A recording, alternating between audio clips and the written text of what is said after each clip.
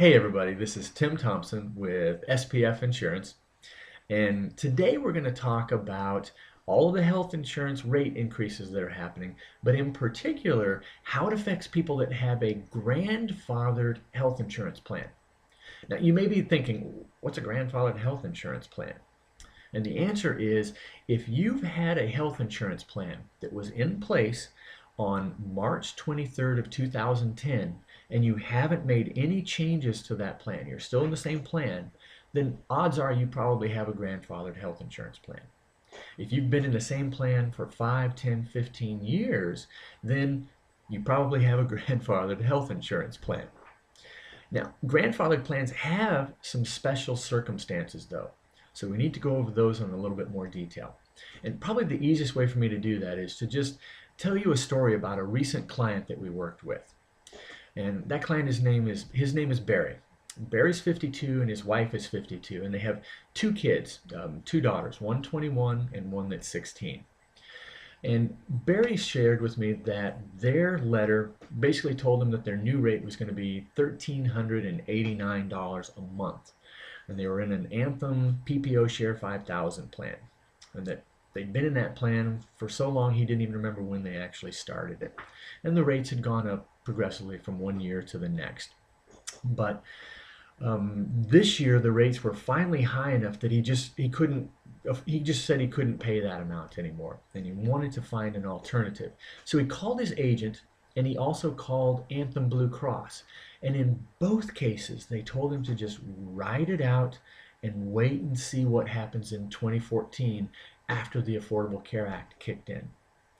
So that wasn't an answer that Barry was willing to live with, because he wanted a solution today. So a friend of his said, hey, call SPF Insurance. I had real good success with them. See what they say about that.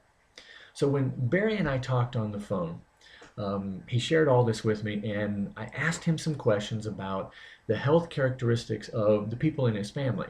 And he said they were all healthy, and that other than maybe one or two colds, they just did the preventive care, and that was pretty much it. So I shared with him then that he was in a plan, that PPO Share 5000 plan, that was a very rich benefits that they weren't really making use of based on what he had described to me. So I ran a set of quotes for the family, and in scanning down all of the different options, it became clear to me that probably one of the best options for them was the HealthNet PPO Advantage 3500 plan. And the reason is because it gave them 2 office visits for a simple copayment, and then all of the preventive care was free. And that's not something that they had in their the PPO share plan. They actually have to pay for their preventive care as part of their deductible costs there.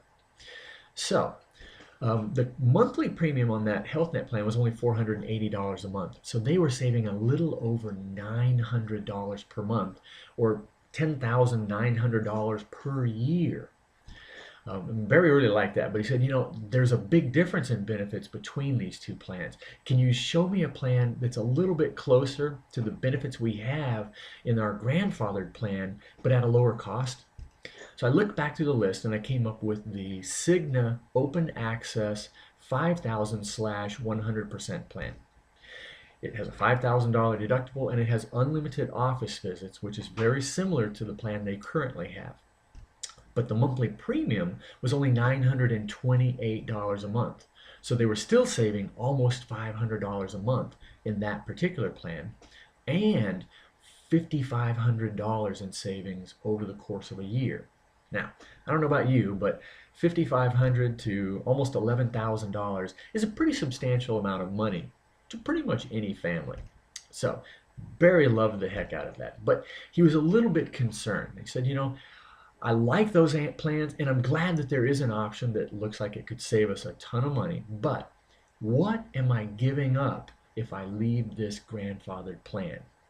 So I shared with him what the advantages and disadvantages of a grandfathered plan are. And the advantage is that it's outside of the Affordable Care Act. It's not regulated, so it doesn't have to have all the essential health benefits, and it doesn't have any of the regulation for the Affordable Care Act. So hopefully it's going to have lower cost. Okay? But that's the only advantage of a grandfathered plan. The disadvantages of the grandfathered plans are a number of ones. First of all, it doesn't have any of the free preventive care. Okay, and for a family that has people over 50, that can actually be pretty substantial when you start looking at colonoscopies once every 5 years or so. Secondly, in all health insurance plans, when it initially starts and gets to its largest size, there's a pool of people that are inside of that plan. And the premiums that that pool of people pay for all of the medical expenses for everyone in the plan. But over the years, as people leave that plan and move to lower cost plans or plans that better fit what they currently need, the number of people shrinks. And at some point, the majority of people that are left are either people that just never bothered to switch or people that have health conditions that prevent them from being able to leave that plan. And at that point in time, the rates for those plans start to climb much faster than the rates in all of the plans that the health insurance company is currently marketing and growing a subscriber pool in. So the last little nail in the coffin for grandfathered plans is that because it is outside of the Affordable Care Act, come 2014, when the rates go up yet again, even on the grandfathered plans, not going to be able to qualify for subsidies if the family could have qualified for subsidies inside of the health insurance exchange. So they're going to get no financial assistance at all. They're going to have to pay for all of these preventive care, and it just probably isn't going to make a whole lot of sense. So at that point in time, Barry was pretty much sold on the whole idea. He understood why his plan was going up so high. He liked the fact that there was a solution for him. And he actually started to get kind of frustrated because he said, you know, my agent and the Anthem Blue Cross representative both told me I should ride this out. Why did they do that? I mean, that doesn't make any sense. You know, so I don't want to tell him anything bad about somebody else. So I shared with him the simple fact that if he had called me a year ago and asked me the same question, Tim, should I stay with this healthcare or the grandfathered plan, or should I move into a new plan, you know, a year ago? I would have told him to let it ride, just stay in there and wait for more information, because we didn't know what the Affordable Care Act plans were going to be, and we didn't know what the rates were going to look like. But a lot has changed since January of last year.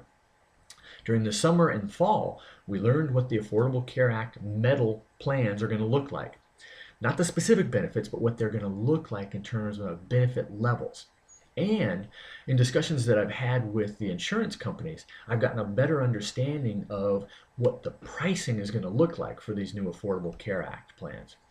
And what they're telling me is that the average cost is probably going to be anywhere from $300 to $500 per person each month. So for a family like Barry's, it's anywhere from $1,200 to $2,000 per month. So the cost of the Affordable Care Act plans and his grandfathered plan are pretty much even. You know, there's really no benefit there.